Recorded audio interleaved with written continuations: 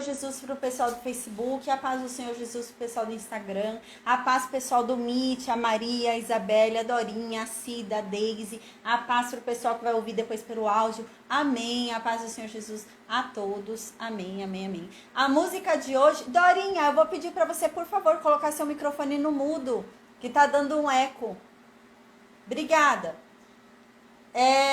A música que a gente ouviu hoje foi Gisele Nascimento, oi!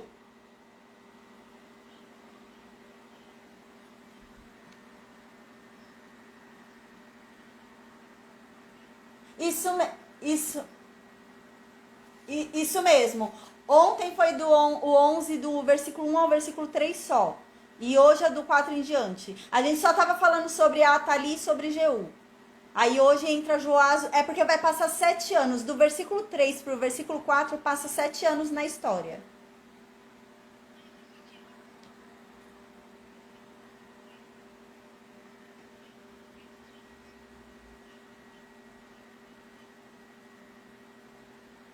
Ah, tá. É da Thalia, fala da história da Thalia, o 2 e o 3, que a Thalia matou todo mundo, toda a família dela e ficou no trono. E a Jeuseba, né, ela vai e pega o bebezinho e esconde.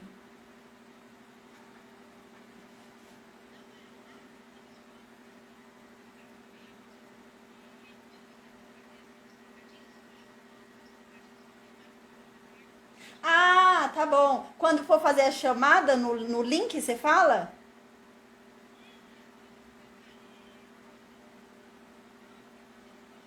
Sim,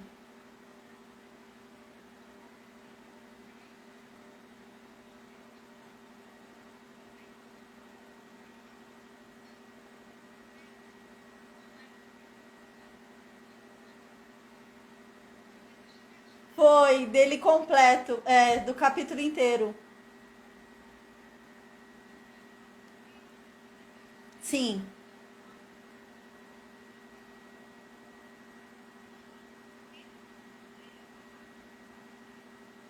tá.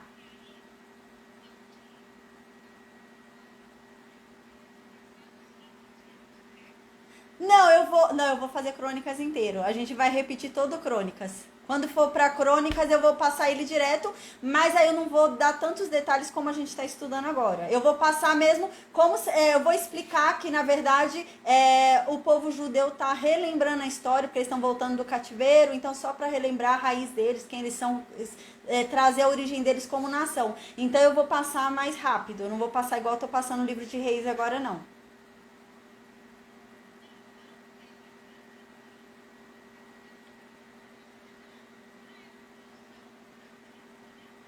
Sim, sim. Ah, beleza. Amém. Amém, amém. A Cida tinha uma dúvida aqui sobre a aula. Amém, Cida. Gente, então a música que a gente ouviu hoje foi Gisele Nascimento, O Sonho Não Acabou, também, tá bom? Então eu vou orar agora, amém, e a gente vai começar a estudar o capítulo do dia. Vamos lembrar o que está acontecendo na história, tanto do Reino Norte como do Reino Sul, né? Vamos entender o que está acontecendo, porque hoje a gente vai estudar sobre os dois reinos. Vai ter um impacto hoje no que a gente vai ver tanto no Reino Sul como no Reino Norte. Então a gente vai lembrar o que está acontecendo tanto em cima lá no Reino Norte como embaixo lá no Reino Sul, tá bom? Então amém. Eu vou orar agora e a gente começa então a falar hoje sobre o reinado de Joás, né? Aquele bebezinho que a Jeoseba escondeu de Atalia, a louca que saiu matando toda a família, né? Então a gente vai falar sobre isso hoje e sobre a morte de Jeú, tá bom? Então amém, gente. Meu Deus, obrigada, Pai. Obrigada por mais um dia. Obrigada pelo teu amor, pela tua graça, pela tua misericórdia, Senhor. Amém. Meu Deus, que o Senhor venha e se revele a cada um de nós. Que o Senhor se revele de uma forma clara, de uma forma simples, de uma forma inconfundível. Que o Senhor venha falar, Pai, com os nossos corações, com as nossas mentes. Que venhamos a ser verdadeiramente transformados pela Tua palavra. Que a Tua palavra nos penetre, meu Deus, assim como ela é, mais afiada do que a faca de dois gumes, nos trazendo à tona a revelação dos nossos pecados para nos convencer, meu Deus, deles e nos levar ao verdadeiro arrependimento, Pai, amém. Que venhamos a andar, meu Deus, em novidade de vida, Senhor, que venhamos a andar em novidade de atitude, que venhamos a dar um bom testemunho ao teu respeito, que venhamos a dar um bom testemunho acerca do teu nome, Pai, que venhamos a ter a consciência de que nós somos o testemunho vivo de quem tu és, Pai, que nós devemos ser assim como Cristo era, assim como Paulo era, que eles claramente diziam: se você quer conhecer a Deus, se você quer conhecer a Cristo, me conheça, porque você conhecerá como ele era, porque eu faço o que ele fazia, e que assim sejamos nós, Pai, que venhamos a entender isso, que venhamos a compreender isso, a seriedade do nome que levamos, meu Deus, que venhamos a compreender que nós temos uma missão aqui, que nós temos um testemunho a dar, que pessoas vão te conhecer através de nós, através do nosso testemunho, meu Deus, que venhamos a compreender que uma fé sem obras é morta, meu Deus, que venhamos a entender isso, Pai, para que venhamos a andar, meu Deus, segundo os teus preceitos, andar em obediência, Pai, que venhamos a ser agradáveis a Ti, Pai, em o nome de Jesus. Pai, que o Senhor, pela sua infinita bondade, pela sua infinita misericórdia, que o Senhor nos conceda, Pai, do teu perdão. Perdoa, Senhor, os nossos pecados, porque nós somos falhos, nós somos pecadores e nós pecamos, Pai. A tua palavra diz que o pensar já é pecado e nós pecamos involuntariamente, Pai. Quando pensamos aquilo que não deveríamos ter pensado, sentimos aquilo que não deveríamos ter sentido, ou ainda que voluntariamente às vezes nós caímos, Pai, nos liberta de nós mesmos, nos livra de nós mesmos, Pai. Amém. Que o Senhor nos ajude nessa caminhada, assim como Paulo disse, Pai. O Senhor nos livra dos demônios, o Senhor nos livra da escuridão, mas quem nos livrará de nós mesmos, Pai? Dessa luta que há entre a carne e o espírito. Que venhamos, meu Deus, a entender, Pai, que a nossa luta, Pai, quem deve prevalecer é o Espírito. Nós devemos alimentar o nosso Espírito, que tenhamos essa compreensão, que tenhamos a compreensão do que a Tua Palavra diz, que quando a nossa carne chamar, nós devemos fugir. Assim como Jesus disse, se o teu olho te faz pecar, arranque-o. Melhor é chegar cego aos céus do que enxergar e estar no inferno, Pai. Amém. Que venhamos a ter essa compreensão, que nós devemos mudar. Não adianta só declarar o nosso amor por Ti, ir todos os dias à igreja, sentar no banco e ouvir a Tua palavra, se nós não andarmos em novidade de vida. Nós precisamos agir diferente, nós precisamos dizer não à nossa carne, que ainda é desse mundo. Nós precisamos dizer não aos pecados que nos chamam. Nós precisamos, Pai, andar segundo Cristo andava nessa terra. Nós devemos dar um exemplo bom acerca do Teu nome, Pai. Nós devemos andar em compaixão, Pai, a todo instante, não só de vez em quando. Nós devemos andar em amor, Pai. Nós devemos andar em misericórdia, em graça, Pai. Aquilo que nós recebemos de Ti, nós devemos dar também, Pai. Que venhamos a compreender isso, que venhamos a compreender que nós precisamos mudar, que o evangelho verdadeiro não é sobre ganhar coisas nessa terra, não é sobre fortuna, não é sobre prosperidade, mas é sobre contemplar a Tua face no outro reino, Pai. Amém. Nós ansiamos pelo Teu reino de justiça e paz, Pai, porque essa terra, Senhor, como a Sua palavra já nos advertiu, já nos dizia, essa terra é só maldade, Senhor. Nós sofremos nela e Tu sabes disso, Deus. E por isso nós ansiamos a Tua volta, Jesus. A Tua palavra diz que quanto mais nós pregarmos o Teu evangelho, mais perto estaremos da Tua volta. Quanto mais pessoas souberem acerca da verdade, mais próximo estará o reino de justiça e de paz de Jesus. E amém, Deus. Então, meu Senhor, nos ajuda a evangelizar. Nos dê sabedoria, Pai, para que venhamos a evangelizar as pessoas, para que venhamos a propagar a Tua verdade, propagar a Tua palavra, Senhor. Que a Tua palavra corra sem obstáculos, que ela chegue a todos os cantos, a todos os povos. Que o nosso falar ao Teu respeito seja irresistível, seja apaixonante. Que todo aquele que nos ouvir falar acerca de Ti, Pai, se entregue, mergulhe na Tua presença, conheça mais de Ti, conheça do Teu Espírito Santo, Senhor. Amém, Pai, amém, meu Deus, amém. Que o Senhor, Pai, nos revele a Tua verdade de uma forma plena, de uma forma simples, Pai. Amém. Meu Deus, que o Senhor, Pai, em o nome de Jesus, tempere cada palavra que saia da nossa boca, Pai, para que elas sejam benditas, Pai, em o nome de Jesus, Senhor. Amém. Que o Senhor nos livre de todo o mal, que o Senhor, Pai, nos conceda os desejos do nosso coração, porque a Tua palavra diz que o Senhor não é só um Deus, mas o Senhor é um Pai. A Tua palavra diz que o Senhor é um Pai que gosta de mimar o Teu Filho. A Tua palavra diz isso, que o Senhor é um Pai que tem prazer em dar o que o Seu Filho pede. A Tua palavra diz que se pedirmos, nos será dado. Então, meu Deus, que o Senhor conceda os desejos da nossa alma, que o Senhor conceda os desejos do nosso coração. Que o Senhor realize os nossos sonhos, Senhor, para a honra e glória do Teu nome, para que o Teu nome seja exaltado através das nossas vidas, Pai, em nome de Jesus, Senhor, amém. A Tua palavra também diz que se não recebemos é porque não sabemos pedir, mas Deus, na mesma palavra está escrito que o Senhor nos conhece antes mesmo de nós nascermos. A Tua palavra diz que o Senhor sabe o que nós vamos falar antes mesmo de abrirmos a boca. A Tua palavra diz que o Senhor sonda, perscruta os nossos corações, ao ponto de saber mais o que queremos do que nós mesmos sabemos, Pai. A Tua palavra diz que o Senhor é capaz de decifrar os nossos gemidos, até mesmo aquilo que não foi dito, Pai. A Tua palavra diz que o Senhor, meu Deus, sabe entender, meu Deus, cada sentido da lágrima, cada frase que não foi dita e foi feita através de cada lágrima, o Senhor decifra cada lágrima. Então, meu Deus, em nome de Jesus, ainda que não saibamos pedir em palavras, que o Senhor neste momento escute cada uma das nossas orações que foram feitas a Ti por meio de lágrimas, por meio de gemidos, ou então, meu Deus, ainda que o Senhor, Pai, não veja completamente o nosso desejo em nossas lágrimas, nas orações através dos nossos gemidos, que o Senhor também perscrute os nossos corações, que o Senhor nos sonde, Pai, verdadeiramente, para perscrutar os nossos corações e compreender aquilo que nós desejamos, Pai. Amém. Em nome de Jesus, Senhor.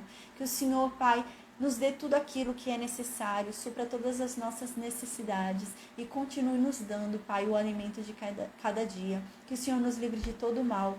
Amém. Amém, amém. A paz, Adriano. Amém, amém, amém. Então, gente, vamos lembrar o que está acontecendo aqui na história do segundo livro de Reis? Deixa eu só tomar uma água, gente.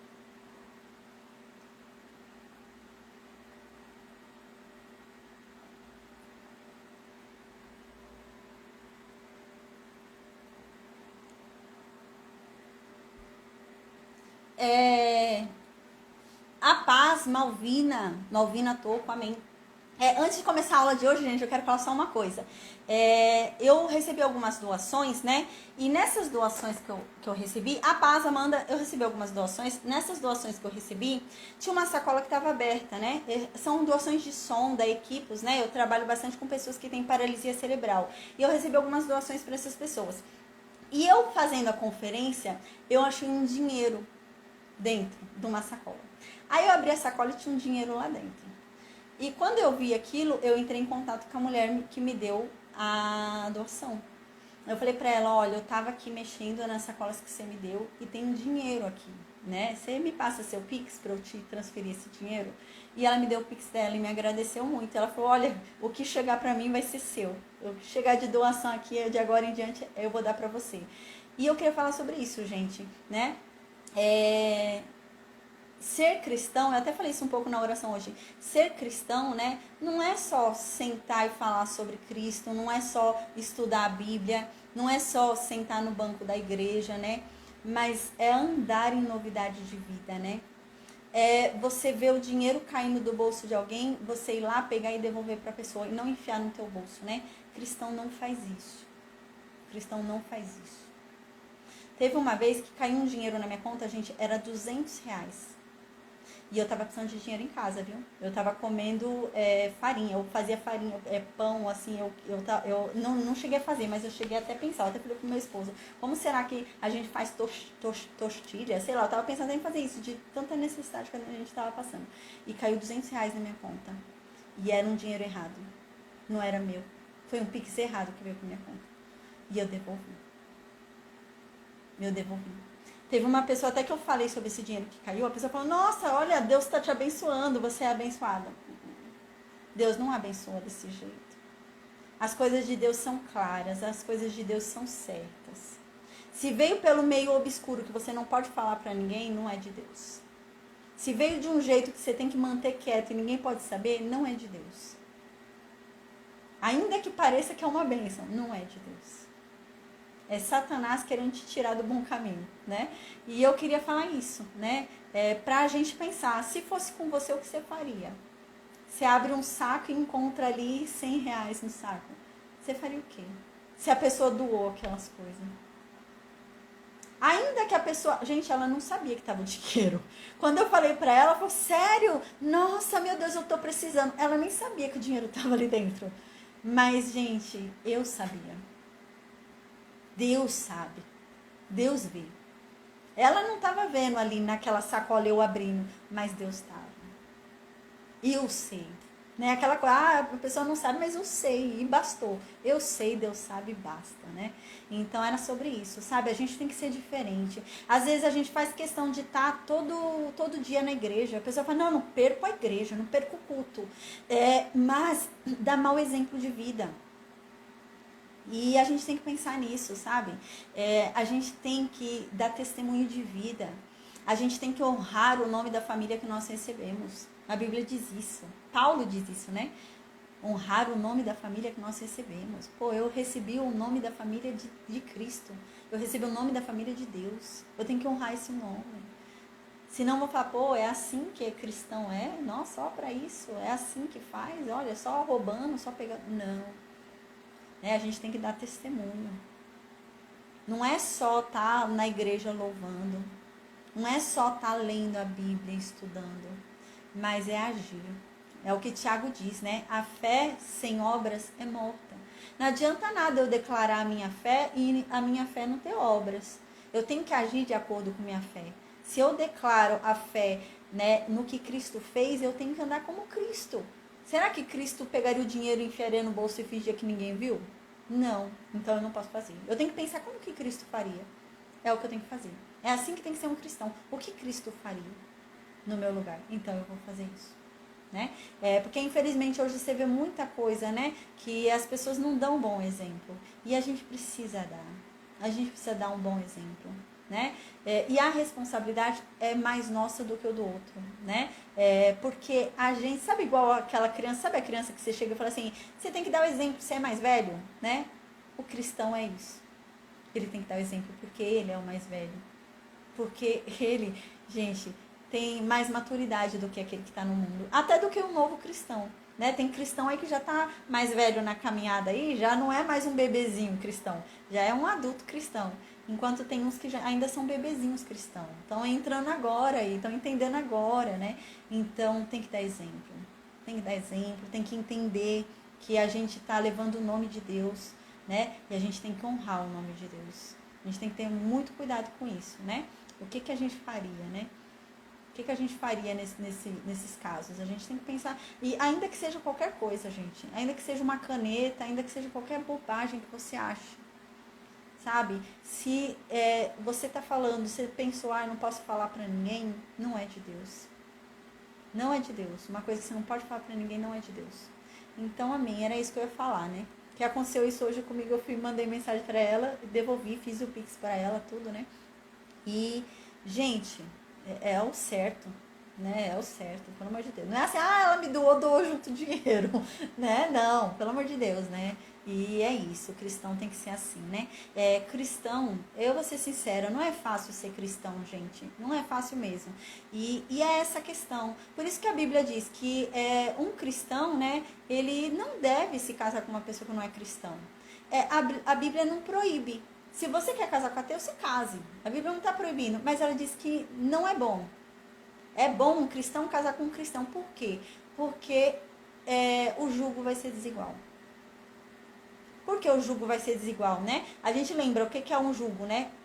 Antigamente, quando eles... ainda hoje alguns lugares fazem isso, né? Quando você vai arar o campo, né? Então, você vai preparar o campo para colocar ali as sementinhas, né? E fechar a terra para nascer a plantação. Então, como eles faziam isso? Eles pegavam 2 bois da mesma estatura, do mesmo tamanho,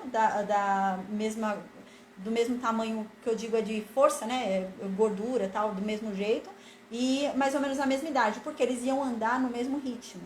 E colocavam ali no meio deles uma madeira, e ali tinha o agulhão ali, que a gente depois ouve mais pra frente Paulo falando sobre isso, né? Aguilhão, agulhão ali, tinha ali. E aquela agulha ia entrando na terra, ia fazendo um buraco ali, né? E vinha vindo a pessoa e jogando ali a semente naquele buraco. E eles iam assim, fazendo esse buraco no campo inteiro e jogando a semente, fechando, né?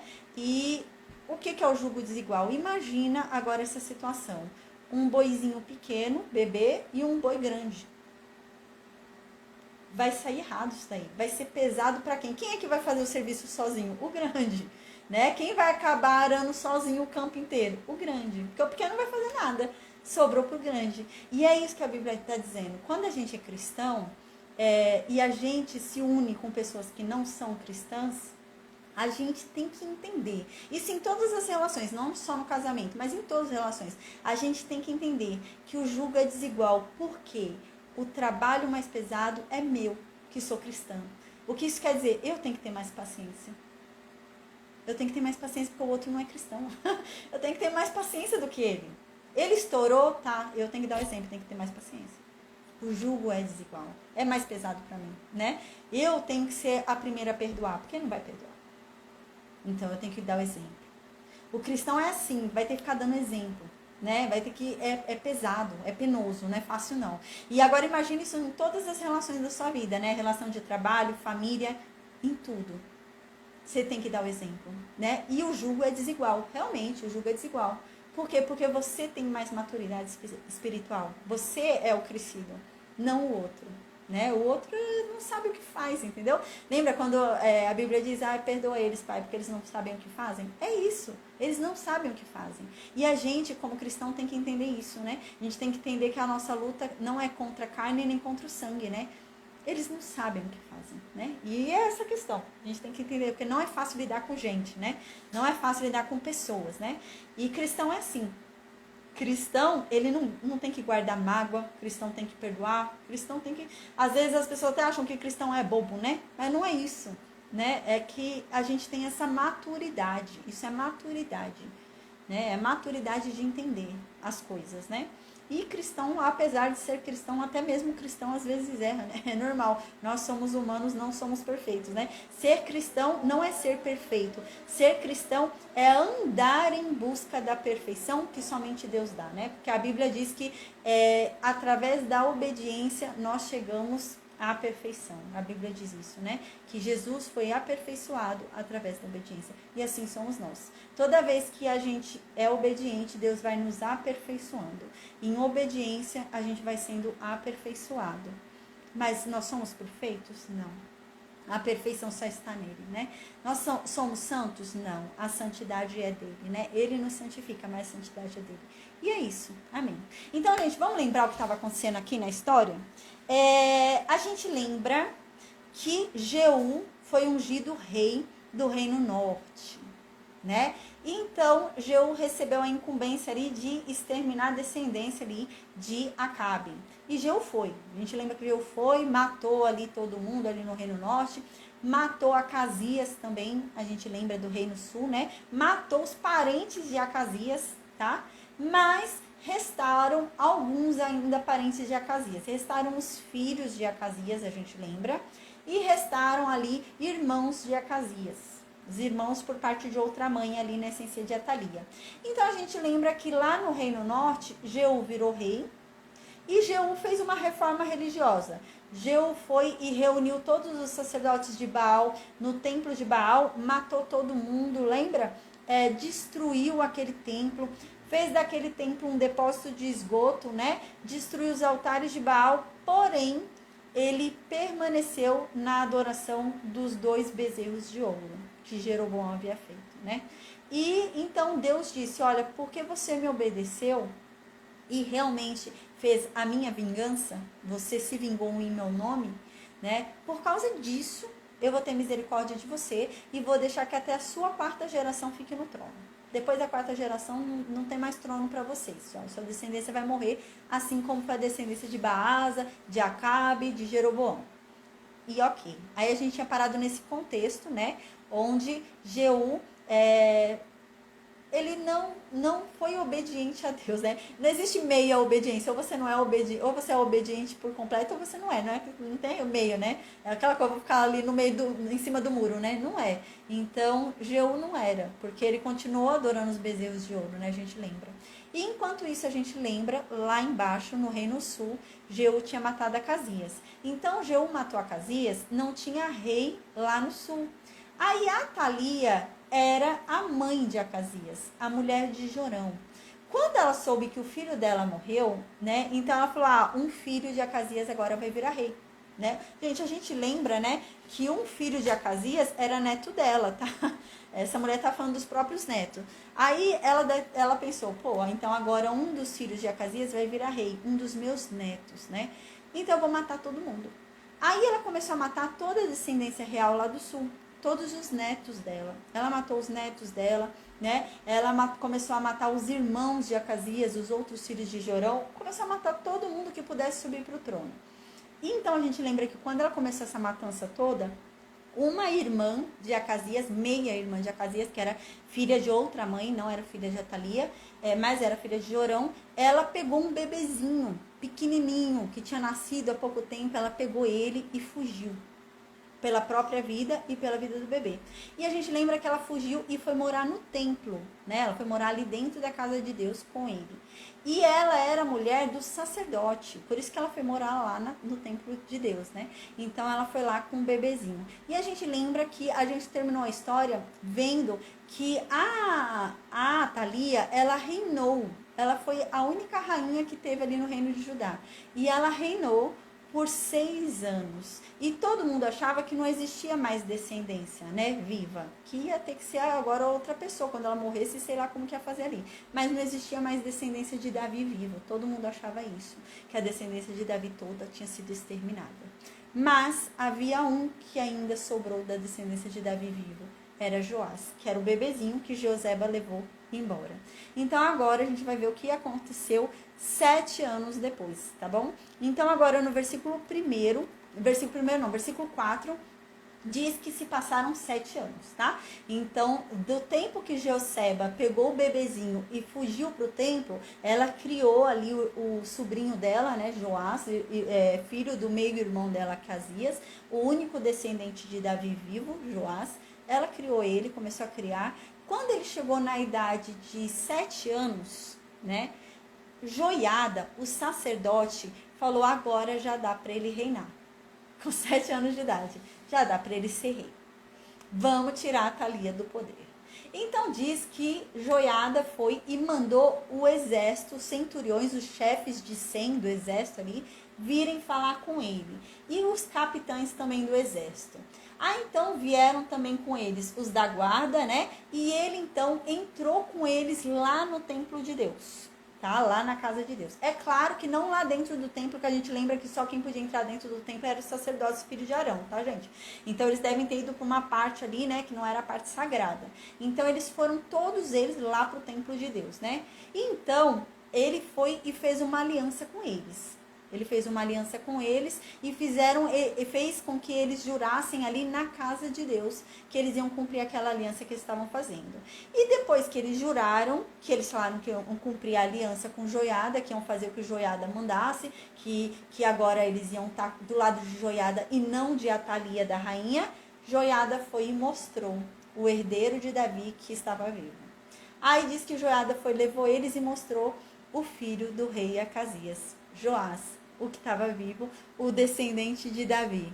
Então, né, no segundo, eu até anotei aqui, é um versículo só, tá, gente? No segundo livro de Crônicas, capítulo 23, versículo 3, traz até uma informação a mais. Diz que quando Joiada chegou e mostrou Joás para esses homens, ele falou assim ainda: gente, esse daqui é que deve ser rei, porque ele é o rei conforme a promessa que Deus fez para Davi. que seria alguém descendente de Davi que reinaria. Ele fala isso ainda, entende? Eles achavam que não tinha mais nenhum descendente de Davi vivo, né? Porque senão eles teriam reivindicado que um descendente de Davi fosse pro trono e não Atalia. Então eles achavam que não existia mais nenhum, mas restou Joás, né? E então no versículo 5 diz que Joiada foi e deu a seguinte ordem para esses soldados: olha, quando vocês ficarem de serviço no sábado, né? A terça parte de vocês deve ficar guardando o palácio, né? Então, no dia de sábado, quem for trabalhar no dia de sábado, a terça parte do que for trabalhar no dia de sábado, que é dia de trabalho, a pessoa não folga no sábado, a pessoa vai trabalhar no sábado, então essas pessoas vão ficar guardando o palácio. No versículo 6 diz: a outra terça parte, né, que vai trabalhar dia de sábado, vocês devem ficar guardando ali o portão sul, tá? E a outra parte deve ficar no portão atrás dos outros guardas. No versículo 7 ele diz: os dois grupos que deixarem o serviço no sábado, então existem dois grupos que não vão trabalhar no sábado. Esses dois grupos que não trabalharem no sábado, eles vão ficar guardando o templo onde Joás está escondido. Então, algumas pessoas vão ficar ali cercando o palácio onde a rainha doida está, e umas pessoas vão ficar cercando o templo onde o rei descendente de Davi está. Né? Então eles iam cercar os dois, porque essa rainha tem que morrer para ele virar rei, né? Então eles iam cercar os dois. E então aqui no versículo 8 diz: vocês devem guardar o rei Joás com as espadas na mão e ir com ele a qualquer lugar em que ele for. Qualquer pessoa que chegar perto, vocês matam. Né? Então essas pessoas que fossem ficar rodeando ali o templo, eles deviam dar a vida deles pela vida de Joás. Era o único descendente de Davi vivo. Então eles deviam dar a vida deles por aquele menino, porque ele viria a ser rei. Aí então, né, no versículo 9 diz que eles fizeram conforme o que Joiada havia falado, né? E então cada um foi para o seu posto, né? Os que entravam no sábado foram para o lugar que eles tinham que ir, e os que folgavam no sábado foram para o lugar onde ele falou, né? Então, os que folgavam no sábado iam para o templo, porque estavam de folga, né? Então foram lá cuidar do templo. E os que estavam no serviço ficaram cuidando do palácio. E então, diz no versículo 10 que o sacerdote, né, deu por que estavam de folga, uau. Os que estavam de folga, gente, estavam sem armas, porque eles estavam de folga, né? Os que estavam no palácio estavam com as armas, eles estavam com os escudos, com as armas, porque eles estavam em dia de trabalho. Mas quem estava de folga, você não ia para sua casa com a armadura do reino, você ia para casa sem a armadura do reino. Então, o que Joiada fez? Dentro do templo de Deus, tinha as armas de Davi. Então, para esses soldados que estavam de folga, Joiada pegou as armas de Davi e deu para eles os escudos e as armas, as lanças ali de Davi. E eles ficaram com os escudos e as lanças de Davi, uau, que ficavam guardadas como relíquia dentro do templo. Então ele pegou essas relíquias de dentro do templo e deu para esses soldados que estavam de folga. E eles ficavam em torno do templo ali, cuidando de Joás, né? E eles com as lanças e os escudos do rei Davi. Então, no versículo 11 diz, né, que os guardas se puseram, cada um com as armas nas mãos, desde o lado direito da casa até o lado esquerdo da casa, do lado do altar e do lado da casa, em redor do rei. Eles rodearam todo o templo, para ninguém vir querer matar Joás. Eles rodearam tudo ali para proteger o rei, né? E então, no versículo 12, diz que então Joiada fez sair o menino. 7 anos, o reizinho, né? Então fez sair o descendente de Davi. Eis que Joiada vem saindo com o menino e colocou a coroa na cabeça de Joás, com 7 anos de idade, né? E quando ele colocou a coroa na cabeça de Joás, ele deu o testemunho para Joás. Uau! O que é o testemunho? O testemunho é a lei. Lembra, gente, que eu já falei sobre isso? Quando a gente fala sobre a aliança da lei, não são só os 10 mandamentos. Às vezes a gente fica achando que a aliança da lei são só os 10 mandamentos. Não. A aliança da lei são mais de 600 ordens, né? A aliança da lei, gente, é todo o Pentateuco, é tudo que está escrito ali, no livro de Levítico, no livro de Deuteronômio, é tudo aquilo, sabe? É sobre a mulher menstruada, é sobre comer carne, é sobre comer carne de porco, é sobre tocar em morto, né? É sobre comer gafanhotas, é sobre tudo aquilo, todas aquelas coisas, né? Tudo aquilo é a aliança da lei. E então, Joiada vai e dá a aliança da lei. Uau, gente, olha a representatividade que isso está tendo. Ele dá a aliança da lei nas mãos do menino, de Joás. Ele dá o Pentateuco, né? O que hoje é a Torá dos judeus. Ele dá ali o Pentateuco nas mãos de Joás. O que isso quer dizer? O que Joiada está querendo dizer aqui? Que a promessa está em Joás. A aliança de Deus está com Joás. Deus fez aliança com a descendência de Davi. Não com a Thalia, descendência de Jezabel e de Acabe, mas com a descendência de Davi. Uau! E é isso que ele estava falando ali, Joiada. A gente lembra que a aliança da lei, né? O livro da lei, tinha um livro, né, que ficava dentro do templo. A gente lembra, né? Lá na época de Moisés, quando a gente estudou, Deus havia falado: deixe uma aliança, um livro da aliança dentro do templo, um testemunho dentro do templo, né? E o outro com o sacerdote e outro com o rei. Então, era para ter 3, né? Mas do rei deve ter subido há muito tempo já aqui na história. Mas haviam 3, né? Então, aqui, ou ele pegou do templo, né? Ou, que aqui era Jerusalém, a gente lembra, ou então era o dos sacerdotes. Mas eu acredito que era o do templo, né? Que nessa época, né? Apesar que Jerusalém já não estava tão pervertida quanto o Reino Norte, né? O Reino Norte era pior. Então, ele deu ali o livro com as 600 e poucas leis e da aliança de Deus, mostrando claramente que a aliança de Deus estava com Joás e não com a Thalia. E diz que quando ele fez isso, todo mundo começou a bater palmas vendo isso acontecer. E diz que Joás ungiu ele. Joiada. Joiada, ele era sacerdote, né? Então ele ungiu ali, diz que ele foi ungido. Na frente de todo mundo olhando, ele ungiu ali, ele rei. Aquele menino de 7 anos. E todo mundo começou a gritar, todo mundo começou a bater palma e falar: viva o rei, viva o rei, viva o rei. E, gente, diz que a bagunça foi tão grande, mas tão grande, que a Thalia conseguiu ouvir lá no palácio. A Thalia lá no palácio, sentada no troninho dela, ela ouviu a barulheira que estava tendo lá no templo de Deus. Lembra? Eles estavam lá no templo de Deus. Joiada tinha acabado de sair do templo de Deus. A Thalia sentada no trono, ela falou: mas que bagunça é essa? Que barulho é esse de viva o rei, viva o rei? E ela saiu para ir lá ver. Aí ela chegou lá no templo. Diz no versículo 13 que ela foi lá ver o que o povo estava tanto falando. E chegou lá no templo. Diz que quando ela chegou no templo, né, ela viu que o menino estava junto com uma coluna. Ele estava encostado assim numa coluna, né? Conforme o costume, ele estava sendo declarado rei. Então, diz que os príncipes e os trombeteiros, né, estavam junto do menino, né, fazendo barulho ali com a trombeta, tudo, né, e gritando. Os príncipes, as autoridades do reino, estavam tudo ali gritando por Joás, né, e todo o povo de Jerusalém, todo o povo de Judá estava feliz. E todo mundo tocava trombeta. Então, quando a Thalia viu isso, ela rasgou a roupa dela e começou a gritar: traição, traição, traição. Como se alguém fosse ficar do lado dela, entende? Ela fez nessa esperança de alguém acudir ela, né? De alguém: quem é que tá do meu lado, vem pra cá. Mas ninguém foi pro lado dela. Aí no versículo 15 diz que Joiada, quando viu isso, porque ela fez no intuito de chamar os aliados dela. Foi esse o intuito dela. Traição, traição. Aí você traz para você os seus aliados. Só que ninguém veio pro lado dela. Aí diz que quando Joiada viu isso, Joiada pensou: vão matar ela. Vão matar essa doida aqui agora. E Joiada não queria que sangue fosse derramado ali em frente à casa de Deus. Joiada falou o quê? Não matem essa mulher aqui.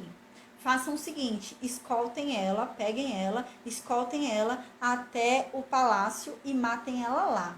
Não vão matar ela aqui na frente da casa de Deus. E então eles fizeram isso. Diz no versículo 15, né, que Joiada, aqui diz: porém o sacerdote Joiada deu ordem, né, para os centuriões, ali para os chefes de 100, que comandavam as tropas, e disse para eles: tirem ela daqui, e quem vir protegê-la, quem vier para cima tentando proteger ela, tentando deixar ela viva, você mata. Quem se intrometer, mata essa pessoa, né? E mata a espada. E ele disse, porque eu não quero que matem ela aqui na casa de Deus. Mata ela lá longe. Então, no versículo 16, diz que foi assim que eles fizeram. Eles escoltaram ela, né? E levaram ela até o palácio. E ali, ela entrou pelo portão dos cavalos. Ela não entrou pelo portão real. Diz que ela foi escoltada e entrou pelo portão dos cavalos e foi morta ali, no portão dos cavalos. Então, no versículo 17, diz que Joiada foi e fez uma aliança. Fez uma aliança entre Deus e o povo. E entre o rei e o povo. De que agora eles não deixariam mais de servir a Deus.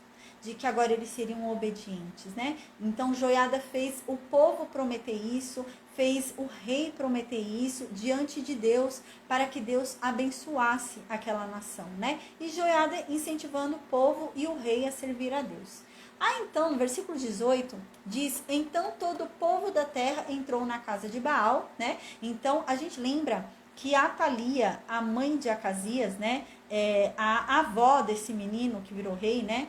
Ela era filha de Jezabel, né? Então, ela era casada com Jorão, ela era filha de Jezabel e ela estava 6 anos reinando sozinha.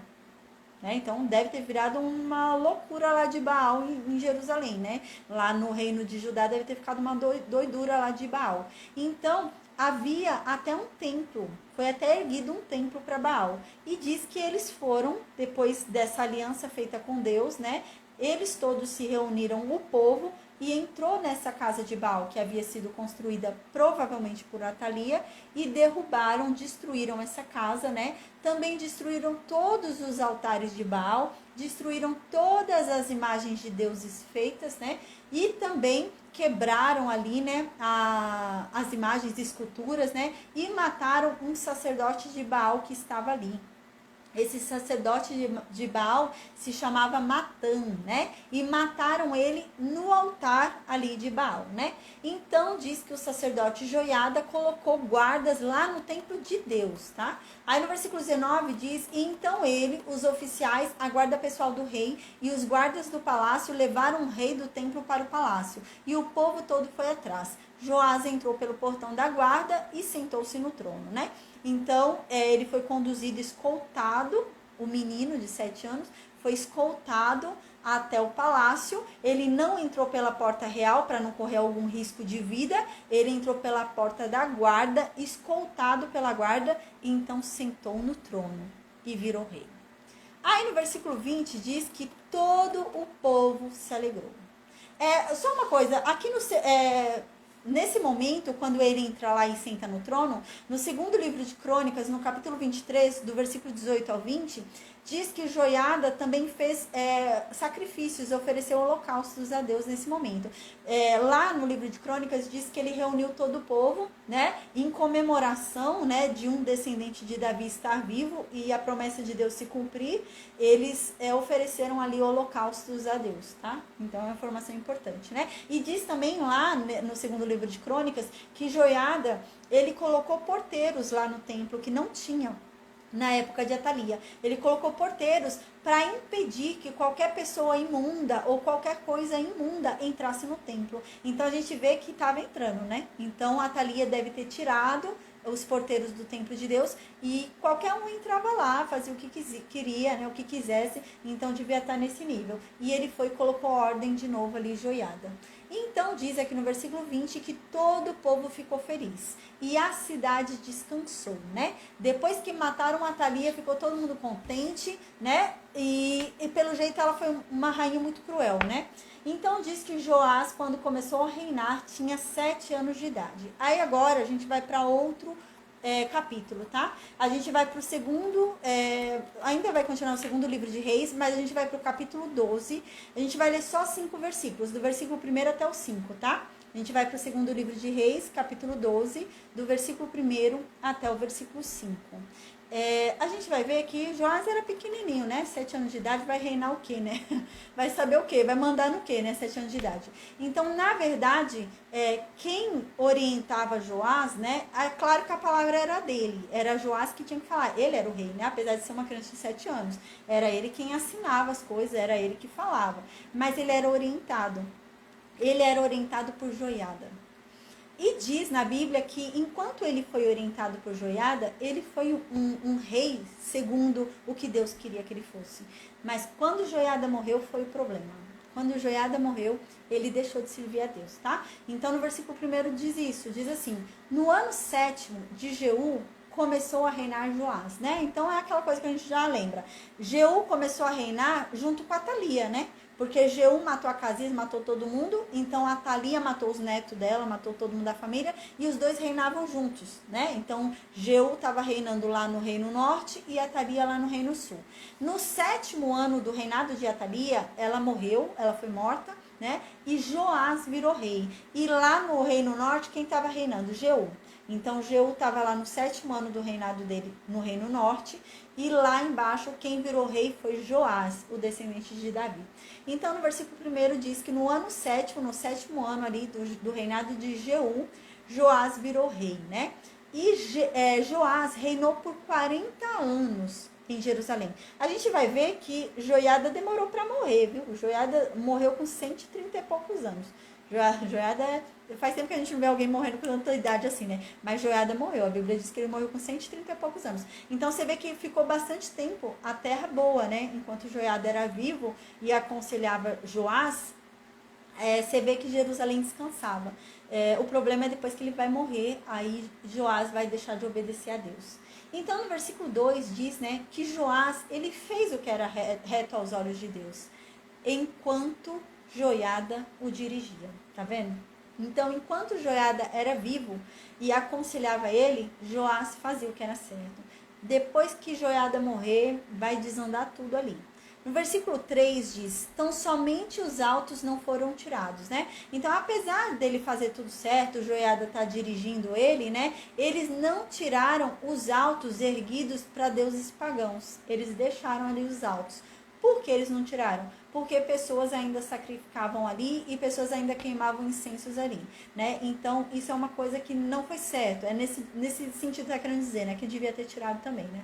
Mas eles não tiraram. Então, ele fez o que era reto aos olhos de Deus durante a vida de Joiada, exceto por ter deixado os altos. Foi nesse sentido que está falando aqui. Devia ter tirado os altos também.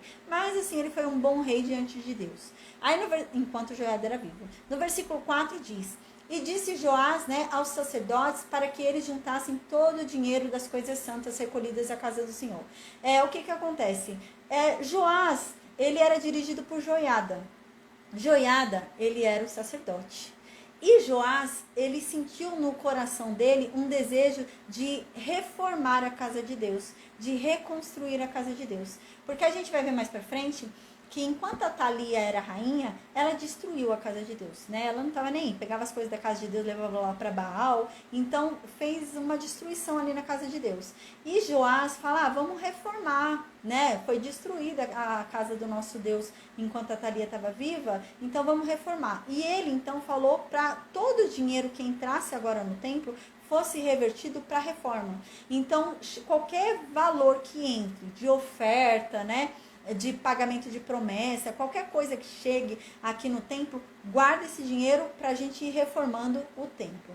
E então no versículo 5 diz que cada sacerdote ficaria responsável pelo dinheiro que era dado na mão dele, né? Então cada sacerdote cuidava de uma família ali, fazia sacrifício para a família e tal, né? A gente lembra que às vezes a pessoa ia fazer oferta pacífica, ela não tinha animal, ela comprava ali na hora, né? E esse dinheiro ia para onde? Ia para o templo. Então ela pagava, eu vou fazer uma oferta pacífica, mas cadê o animal? Eu vou comprar. Ela dava o dinheiro, comprava e fazia a oferta pacífica. E esse dinheiro ia para o templo. Então todo esse dinheiro, né? Quem recebia ficava responsável pelo dinheiro, para que aquele dinheiro fosse investido no templo. E a gente vai ver mais para frente que isso era muita responsabilidade para os sacerdotes.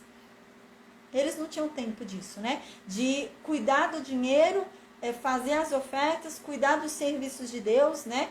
fazer todo o serviço ali do templo e ainda cuidar da construção, eles não conseguiram. Então a gente vai ver que, na verdade, vai ficar isso daqui 23 anos parados. A gente vai ver mais pra frente que no ano 23 do reinado de Joás, a gente vai ver uma movimentação nisso daqui. Então vai ficar 23 anos sem reconstruir o templo aqui, sem mexer no templo, tá? Então só uma informação importante, porque a gente vai voltar a falar sobre essa informação depois de 23 anos passado na história aí, tá? Então agora a gente vai pro capítulo 10. Vamos voltar lá pro capítulo 10, porque a gente vai falar sobre a morte de Jeú, tá? Então, antes de eu falar desses 25 anos da história que vai se passar, né, eu preciso falar primeiro sobre a morte de Jeú, porque nesses 25 anos quem vai reinar é o filho de Jeú. Então, a gente vai estudar na próxima aula sobre o filho de Jeú, para chegar nesse equiparado da história, onde vai ficar 25 anos do reinado de Joás, tá? Então, vai ser 25 anos do reinado de Joás, junto com o reinado ali do filho de Jeú. Então, agora a gente vai para o segundo livro de Reis, capítulo 10. A gente vai ler do versículo 34 até o 36. Só 4 versículos, 3 versículos, 4, 5, 6. 3 versículos só, e a gente já finaliza a aula de hoje, tá, gente? Amém. Então, aqui no versículo 34, diz... a gente lembra que aqui a gente vem vindo do capítulo 10, que vem falando sobre Jeú. Que Jeú fez tudo aquilo que a gente havia falado, né? Jeú, ele foi e matou toda a descendência de Acabe. Jeú foi lá e matou Acasias, matou os parentes de Acasias, né? E então, Jeú, ele virou rei. E Jeú foi, então, e fez uma reforma ali religiosa, entre aspas, né? Meia reforma religiosa. Acabou com as coisas de Baal, mas deixou os bezerros de ouro lá e ficaram adorando lá em Betel e em Dan, né? Então, diz que ele não foi um homem... obediente a Deus, porque andou nos mesmos pecados de Jeroboão. Ele achava que era só acabar com os pecados de Acabe, mas desde Jeroboão já vinha vindo com o pecado, ele não acabou com o pecado de Jeroboão. E então a gente lembra que Deus havia falado para ele, olha, por causa disso, né, por causa dos seus pecados, você não vai ficar, sua descendência não vai ficar para sempre no trono, né? Eu vou parar com essa descendência. Mas como você me obedeceu, como você matou a família de Acabe como eu havia mandado, né? Você se vingou por mim, né? Você realmente fez aquilo com um desejo de me vingar. Por isso, eu vou deixar até a sua quarta geração ficar no trono. Então diz que depois de tudo isso, né? O quanto mais dos atos de Jeú, tudo mais o que Jeú fez enquanto ele era o rei, né? Não estão escritos nos livros de crônica dos reis de Israel? Esse livro a gente já falou que se perdeu na história, né? A gente não tem esse livro. Então, no versículo 35 diz, então Jeú morreu, tá? Então, Joás virou rei, Jeú morreu. E aqui diz que ele foi sepultado lá em Samaria, tá? E então, agora um novo personagem surge na história, que é o filho de Jeú, Jeoacás. Então, Jeoacás virou rei e começou a reinar lá em Samaria, lá no Reino Norte, tá? E diz que Jeú reinou em Samaria por 28 anos, tá? Então, ele ficou bastante tempo reinando, tá vendo? 28 anos, tá? Então, ele reinou 28 anos ali em Samaria. A gente lembra que Jeú ali, junto com Atalia, começaram a reinar juntos, né? 6 anos. No 7º ano do reinado dele, foi quando Joás virou rei, né? Então, Joás virou rei no 7º ano dele, então, menos 6... aqui são 28, então ele reinou 22 anos ainda, né? Ele reinou 22 anos junto com Joás, né? Então ficou Jeú lá em cima no Reino Norte reinando e Joás lá no Reino Sul reinando por 22 anos juntos. Aí no 23º ano a gente vai ver, quando ele morre e o filho dele toma ali o poder, vira rei, né? E é no 23º ano que Joás começa a ter uma movimentação aí na história no Reino Sul também, tá bom? Então, na próxima aula, a gente vai voltar já com Jeoacás, que é o 23º ano, que a gente vai equiparar as histórias aí, né? Porque o Reino Sul, a gente vai vir para o 23º ano do reinado de Joás. E aqui, no Reino Norte, ocorreu a morte de Jeú, no 22º, 23º ano ali do reinado de Joás, né? Então, quem começa a reinar é Jeoacás, tá? Então, a gente vai ver uma movimentação ali no mesmo período histórico que é ao mesmo tempo ali histórico para os dois reinos, tá bom? Então, amém, gente. Que Deus nos abençoe e nos guarde. Bom final de semana a todos, amém. Vou perguntar no Meet se alguém tem alguma dúvida. Eu vou desconectar o Facebook e o Instagram enquanto isso. Amém.